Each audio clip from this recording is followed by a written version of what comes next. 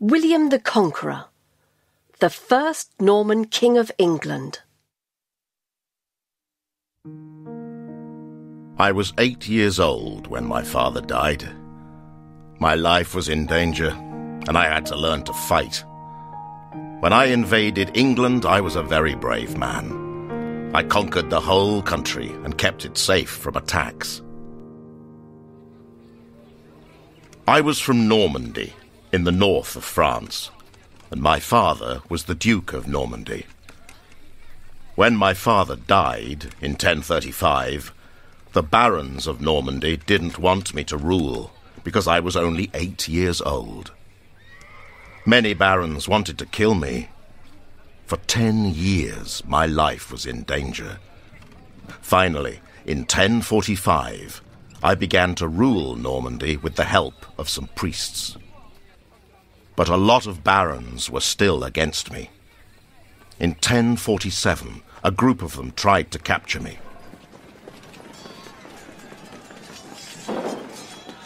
But I was able to escape during the night.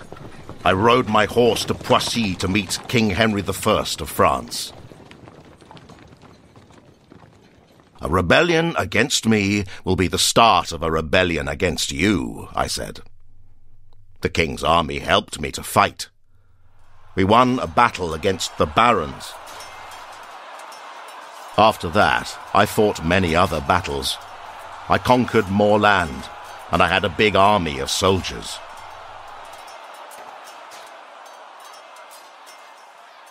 I visited England and met King Edward.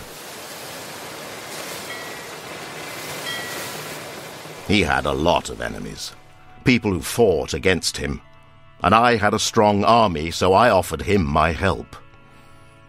He didn't have any children, so he offered me the English throne in return for my help. I also met Harold of Wessex, an English nobleman who was captured in France. I talked to the King of France and asked him to free Harold. Then I met Harold and told him, "King Edward promised me the English throne." Harold was happy because he was free. He said, "I'll help you to become king." But when King Edward died on the 5th of January 1066, Harold broke his promise and named himself king. I was surprised. I was Norman, but the English throne was mine. Now it was time to prepare for another fight. I wanted to invade England, and I had to plan my attack. I spent a lot of money on hundreds of new ships. I also trained a very large army of soldiers. In September 1066, my ships and soldiers were ready. We sailed across the English Channel on the 27th of September.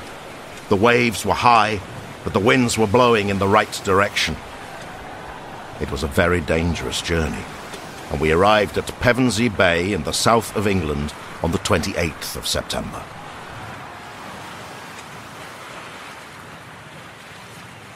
When we arrived in England, King Harold and his army were in the north. They were fighting other battles there. The king had other enemies. Other people wanted the English throne too. We got off our ships and waited. While King Harold and his army were quickly marching south, we were having a good rest. When the king arrived at Hastings to fight against us, many of his soldiers were tired and injured. After a good rest, my soldiers and I were strong, healthy, and ready for battle.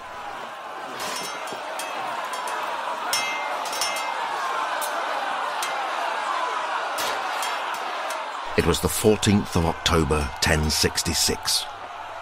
King Harold and his army were in a better position because they were at the top of a hill. But they made a mistake when they decided to come down the hill to fight.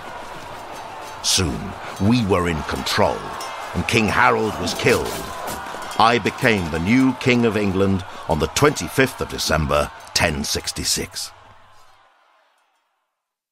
My new job wasn't easy. I wasn't very popular among the English people, and I had to stop several small rebellions, and I still had to conquer the rest of the country. First, I took control of Dover, a port in the south, and London. I decided to rule England from London. I needed a castle to protect my position, so we began to build the Tower of London. Then, I asked my brothers to rule my new land, and I went back to Normandy to see my family. When I returned to England, I conquered the west and then the north. In 1072, the whole country was mine. Soon there was a new way of life in England. There were Norman laws, and there was a new language, French. The Normans became the rulers. I gave them lands, and the English people worked in their lands. I built a lot of castles across the country. I needed them to protect the country against invaders. I also asked my people to collect information on the number of people in England, and the farms and animals that they had. All this information was written in the Domesday Book in 1085. I died in Normandy in 1087. The next two kings of England, William II and Henry I, were my sons.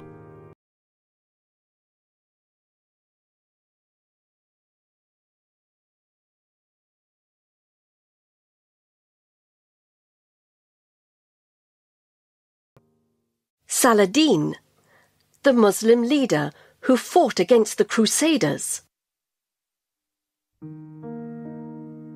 I never lived in times of peace.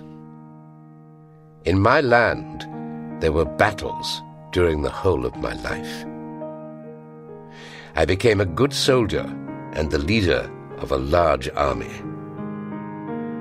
I fought against the Crusaders and a lot of enemy tribes. I was born in the city of Tikrit in Iraq. I was the son of a rich Muslim leader. When I was a child, I lived in Syria. My parents and grandparents told me about the First Crusade, a war between Christians and Muslims. It was from 1096 to 1099. The Christians, who called themselves Crusaders, invaded our land to take control of the city of Jerusalem. Our people lost the war, and it was a terrible time. Our houses were destroyed, and a lot of people died. When I was 8 years old, the Crusaders attacked us for the second time. I saw a lot of people die. They fought for control of the city of Jerusalem. We fought to protect our land, our families, and our way of life. My parents told me the stories of our tribe. I learnt how to read and write, and I also learnt to ride horses. I wanted to be a great horse rider. If I could ride a horse, I could save my life. Soldiers fought battles on horses, and battles were part of our life.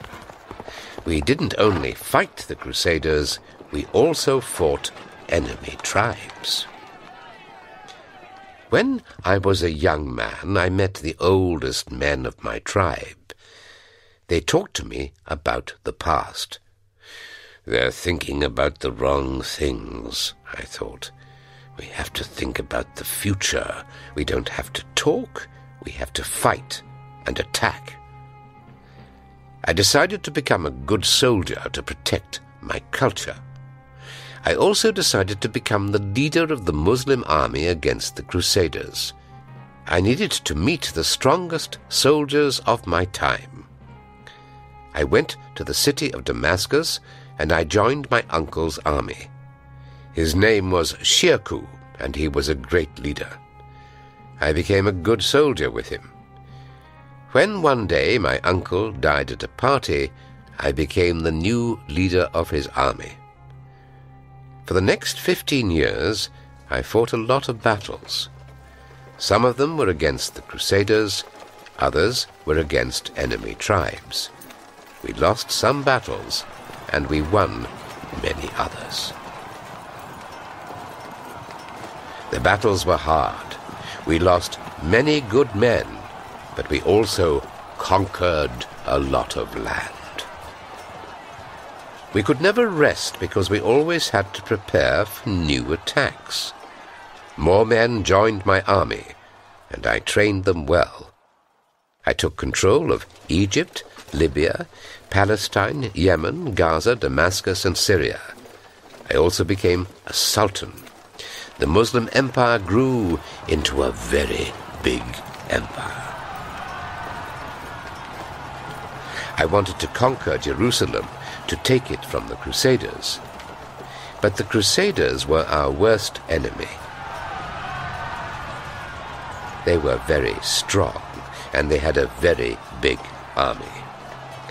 I decided to attack the Crusaders at the Battle of Hattin in 1187. We won the battle, and we took control of Jerusalem. I ended 88 years of Crusader control of our land. But 4 years later, the Third Crusade arrived. The leader was King Richard I of England. His army was strong, and he won the Battle of Arsuf against us. The king's horse was killed, so I sent him 2 horses. I also sent him a doctor, because he was injured in battle. The people were surprised. I was a good man. Then we fought another battle, and my army won this time. In 1192 I made peace with King Richard because we wanted to stop the war. We made an agreement. Muslims controlled the city of Jerusalem, and Christians could come to visit it. I decided to go back to Damascus because I was ill and my job was done. We had control of our land. On my way, I thought about my life. I asked myself, will the Crusaders come back? And my answer was, they will come back. There will be more wars. It was so sad. I prayed for peace. In 1193, I was 56 years old when I died.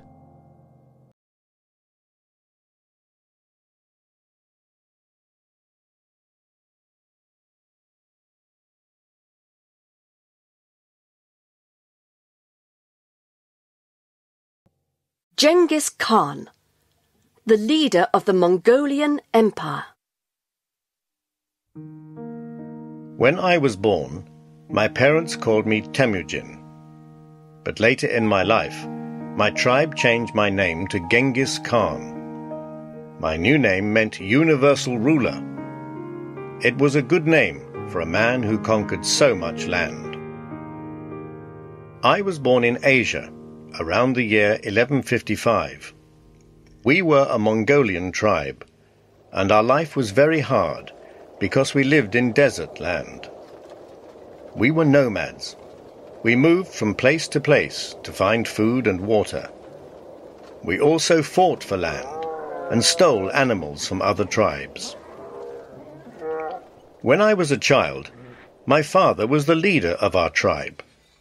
He was a soldier, and he trained me for war. You had to be a good soldier to stay alive in our times. My mother gave me hard jobs. She asked me to cut wood and carry heavy things from one place to another. In the Mongolian Kentia Mountains, winters were very long and cold, and summers were very hot and dry. Both my parents and the mountains helped me to grow into a strong man.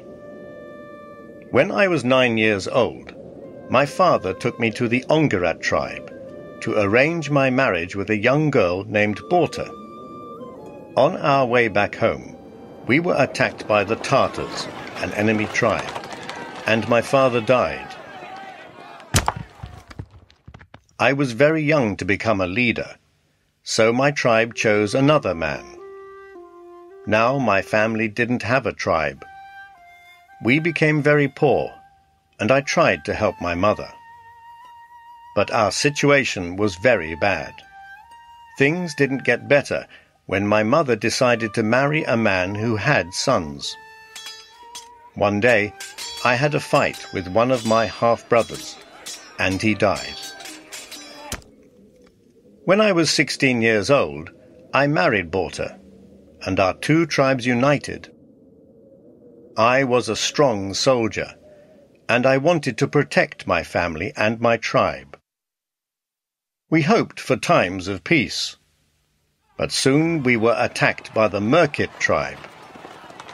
They killed many of our people, and also took my wife. I was able to escape, and I decided to take revenge. I planned our attack very carefully. I was so angry that I ordered my soldiers to kill every Merkit man. Our attack was successful, and I freed my wife. Borta and I had a good family life, and we had 4 sons. But life was not easy for us, because our enemies were always watching and waiting to attack. When I was about 20 years old, I was captured by the Taichi Ud tribe, and while I was their prisoner, they beat me, and I had a very bad time. When I finally escaped, I said to myself, this time my revenge will be bigger than ever. I had to plan a terrible attack. I decided to take my time to plan my revenge more carefully than before. I needed a large army, so I united my army with the army of another big tribe. Their leader was Ong Khan, a very powerful man. I now had an army of 20,000 men. But I needed more than a large number of men. I needed the strongest men of all. So I trained them to be strong. Our task was to eliminate all the other tribes. First, in 1196, we attacked the Tartars, the tribe that killed my father. I ordered my soldiers to kill every man in their tribe. Next, we attacked the Taichi Ud tribe. Then we moved on to attack the Naiman tribe. Soon I had control over a large part of Mongolia. I had a lot of land and more power than ever before. My army was so big that I needed new ways to fight enemy tribes. I sent spies to get information, and then, when the battle started, we used drums and smoke signals to communicate with one another. My new idea worked really well. We won every battle. Several tribes united with us because they wanted to be on our side. My army grew to more than 80,000 men. My soldiers were very good at riding horses, and they had the best weapons. Very often, when other tribes heard us coming, they didn't fight. They chose to unite with our tribe, because they knew that we killed every man from an enemy tribe. My people thought I was the god of the Mongol people, and called me Genghis Khan. Then problems started. My tribe was very big, and we had very little food. I needed to conquer more land outside Mongolia. We moved on and asked other tribes to join us. But some of these tribes didn't want to join us, because their culture was very different from our culture. They didn't want to become a Mongolian tribe. So we attacked them and killed them all. I conquered a lot of Muslim and Chinese lands. I also conquered the central part of Asia and took control of trade routes from China to Europe. My army had about 200,000 men now. During my life, I not only fought, but I also worked hard to look after my tribe. I asked my people to write our law. People shouldn't steal animals or sell women. People who broke the law should die. I was a great ruler and trained my sons to be great soldiers. Be prepared, I told them. Attack the enemy before they know you are there. The future of my empire depends on you. When I died in 1227, my empire was nearly 24 million square kilometers.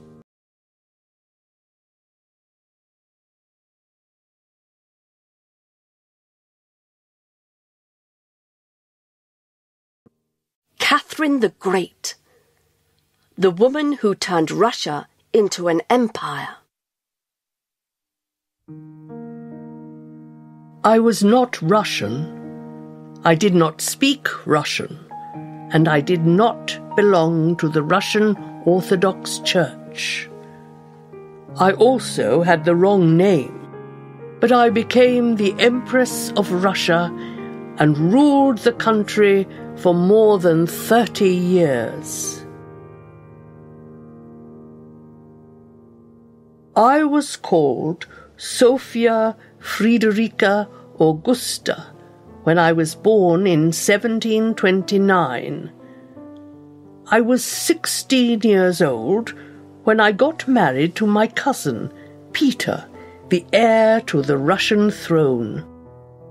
My marriage was arranged by Elizabeth, the Empress of Russia. The Empress was a strong woman who ruled Russia alone. She wasn't married, and she didn't have any children. So she decided to find an heir to the throne. She chose her nephew Peter as heir, and she chose me as his wife. We got married in St. Petersburg on the 21st of August, 1745. After the ceremony, there was a very big party. Everyone celebrated, and I thought, is there a true reason to celebrate? I didn't love my husband, and he didn't love me either. I didn't speak his language, so we couldn't talk to each other. I was born in Stettin, Prussia, and I spoke German. I didn't know a word of Russian. Our marriage was unhappy because we weren't interested in each other. Soon the Empress started to worry. Her plans weren't working well. She wanted us to have a child, a new heir to the throne. But soon I had a beautiful baby son. His name was Paul. The next years were a sad and difficult time for me. My baby was taken from me, and the Empress didn't let me see him very often. She wanted to take care of the boy and decide on his education. She wanted to have everything under control. I was very upset. I knew that I had to understand Russian to be able to compete with the Empress. I started to study day after day and night after night. I also needed to change my Protestant religion. I changed my name from Sophia to Catherine, and I joined the Russian Orthodox Church. I grew into a strong woman myself. When the Empress finally died in 1762, my husband became Peter III, Tsar of Russia. But this was not good news for me. I was worried about my future. My husband might kill me or put me in prison. He wasn't interested in me. I thought about the Empress. When she had a problem, she made a plan. So I made a plan with Prince Gregory Orloff, a man from the army with powerful friends.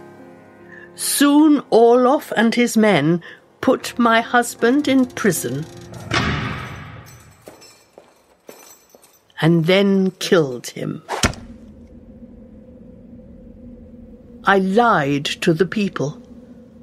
They thought that my husband died from a stomach illness. On the 22nd of September, 1762, I became the new Empress of Russia. I was 33 years old.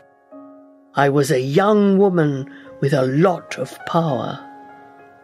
Prince Orloff asked me to marry him, but I didn't love him, and I didn't need a husband. I wanted to become a great ruler of Russia. I was interested in art and education. I opened many schools, and St. Petersburg became a center of culture.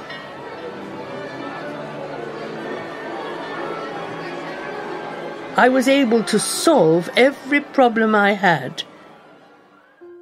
When there was danger of a war in Russia because the noblemen didn't like my new ideas, I gave orders to kill their leader. When our borders were in danger, I ordered the army to conquer new lands. Ukraine, Lithuania, Latvia, Belarus, Crimea and Poland became part of Russia. The country became a big empire. I didn't rule Russia alone. In 1774, Grigory Potyomkin became my advisor. For 17 years, he helped me to make decisions, and he was the leader of the army. I also got help from a lot of other people. People were happy to help me, because when I asked for a favor, I always gave something in return. I was the Empress of Russia for 34 years. I improved the living conditions in my country and turned it into a big empire. I was a great ruler. I changed my name from Sophia to Catherine. Then people changed it to Catherine the Great.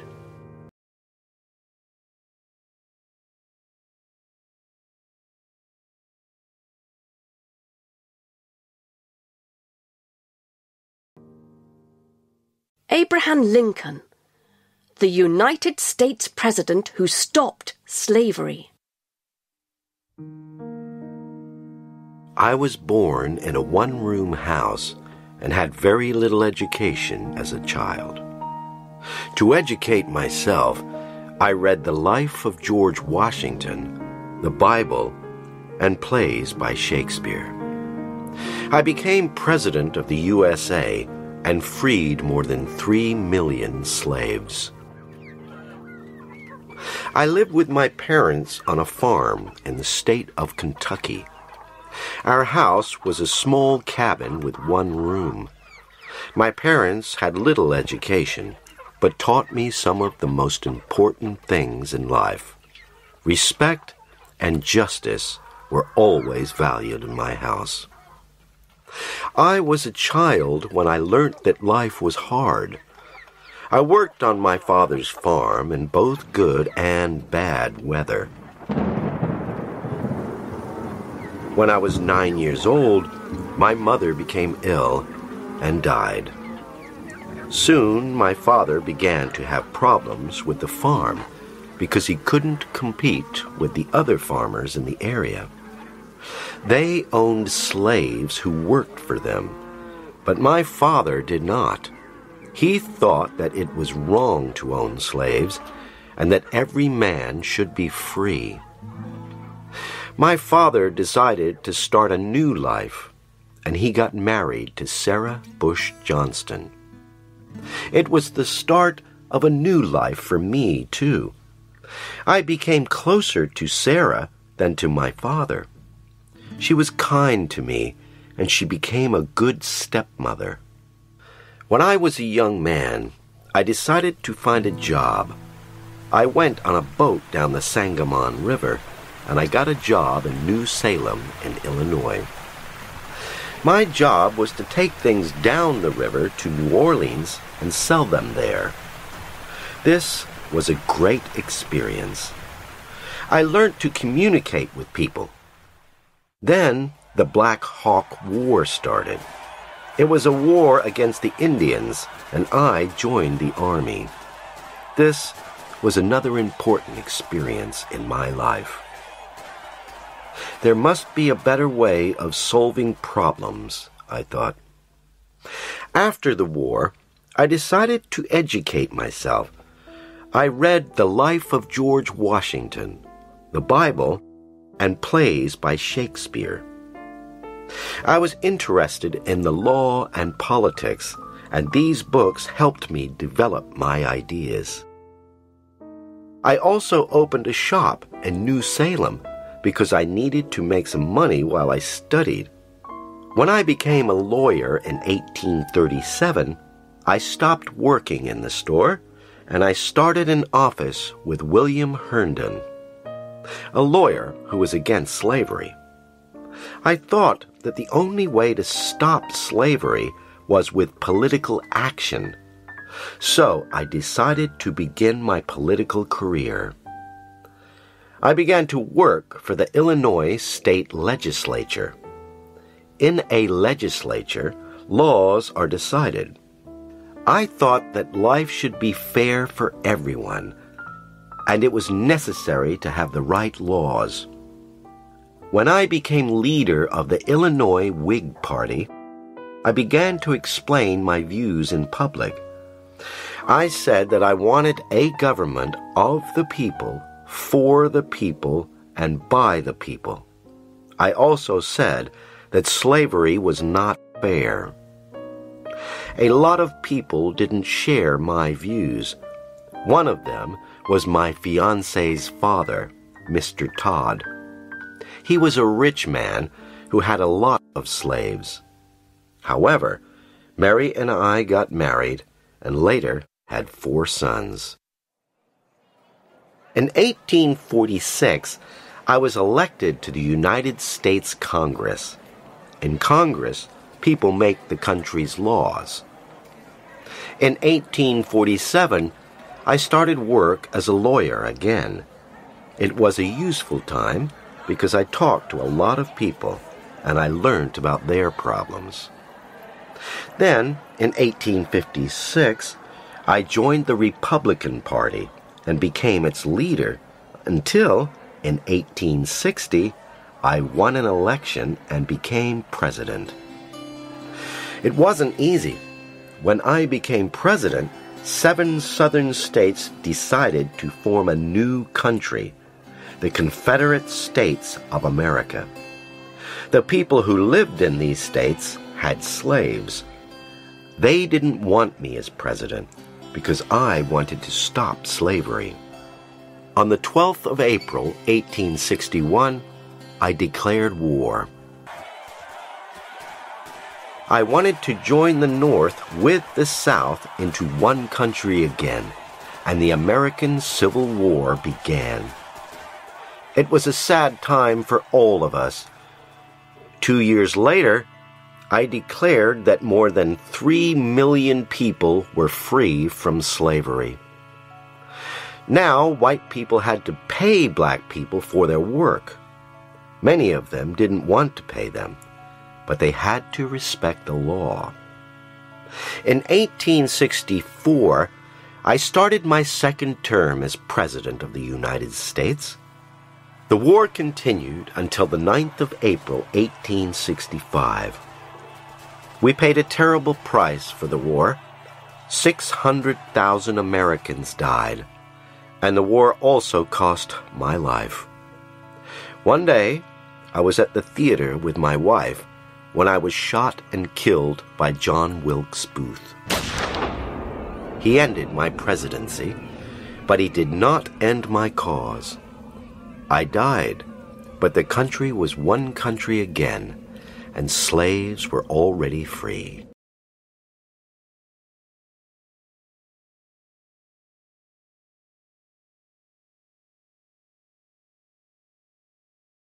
Queen Victoria, the queen who gave her name to the Victorian age. I was one of the most famous queens in the world, and I gave my name to the Victorian age. But when I became Queen of England, I didn't want to be queen. I was very young. I was born in London on the 24th of May, 1819. I was the only child of Edward, Duke of Kent, and Princess Victoria Mary Louise of Saxe-Coburg. I became queen when my uncle, William IV, died in 1837. I didn't want to become a queen. I was 18 years old, and I wanted to have a good time. Also, although I was educated in England, I felt more German than English. I spoke German because my mother was from Germany, and she spoke to me in her language. My father was from England, but he died when I was only 8 months old. As soon as I became queen, I learnt that I had a lot of responsibilities, but no power at all. From the beginning, Lord Melbourne, the Prime Minister, told me, "Politics are not for kings or queens, they're for politicians." I have to change this, I thought. I'm the Queen of England and Scotland, and I want to make decisions. I want to choose the people who will work for me. Soon, several wives of politicians were working for me. In 1836, I met my German cousin, Albert of Saxe-Coburg and Gotha, and we got married 4 years later. Our marriage was arranged for us, but we loved each other. We could communicate easily because I could speak his language, and we got on really well. He gave me good advice on money matters, and we took decisions together. We worked as a team. Our problem was that we were very unpopular. I wasn't popular among politicians because I wanted to rule and make decisions. And my husband wasn't popular among the people because he wasn't British. We soon found out that we had a lot of enemies. People tried to kill us several times. One day, my husband and I were travelling on a coach when a man shot at us. His bullets didn't hit us, so we were not hurt. 2 years later, the same thing happened again. Then one day, another man tried to kill us, but luckily, he didn't have any bullets in his gun. This is a dangerous job, I thought. At the beginning of my reign, life for British people was very hard. In Ireland, thousands of people died because they had no food. In London, a lot of people didn't have a job, and there were a lot of beggars in the streets. I ruled during the Industrial Revolution. It was a time of technological advances. Factories started using new machines, and the world's first trains started carrying things from one place to another. Cities grew fast because people moved from the countryside to the city to find jobs in factories. But factory workers earned very little money, and they couldn't buy a place to live, so they lived in very bad conditions in old buildings. I lived in Buckingham Palace. It was a beautiful building in London.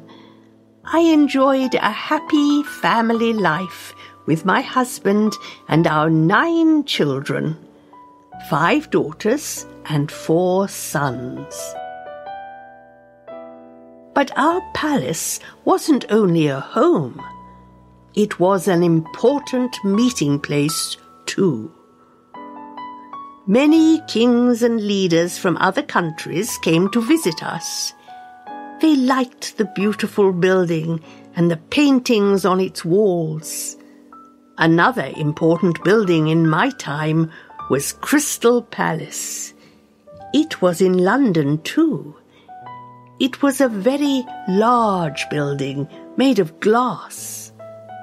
In 1851, there was a great exhibition at Crystal Palace. People from all over the world came to see the new inventions and machines that were shown there. My husband and I often went to the exhibition to meet the visitors. We enjoyed our public life.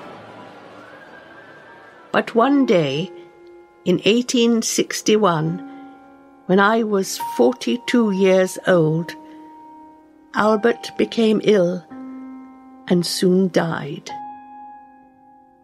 I never recovered from his death.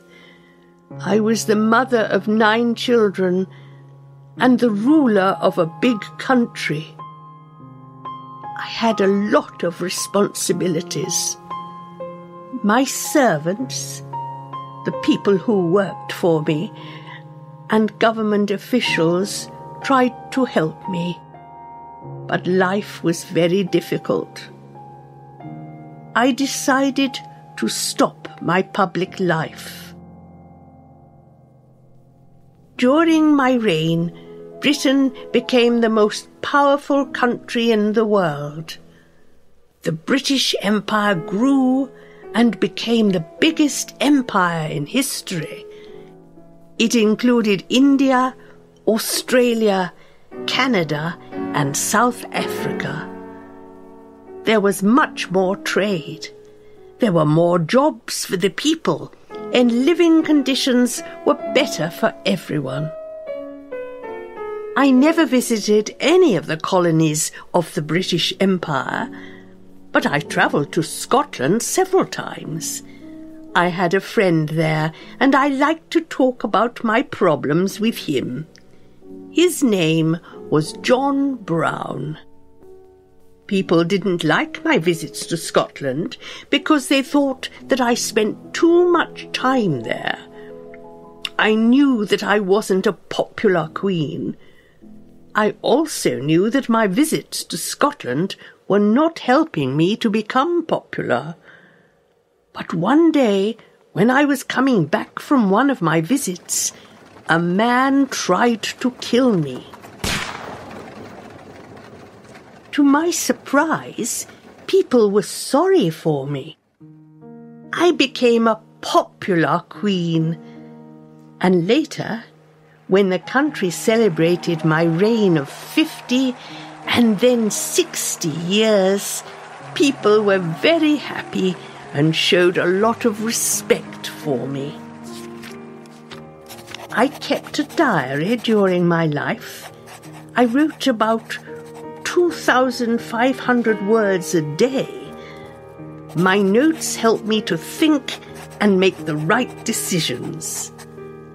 I wanted to help my people, and I did a good job. I ruled my country for 63 years and 7 months, and I gave my name to a period of history, the Victorian Age.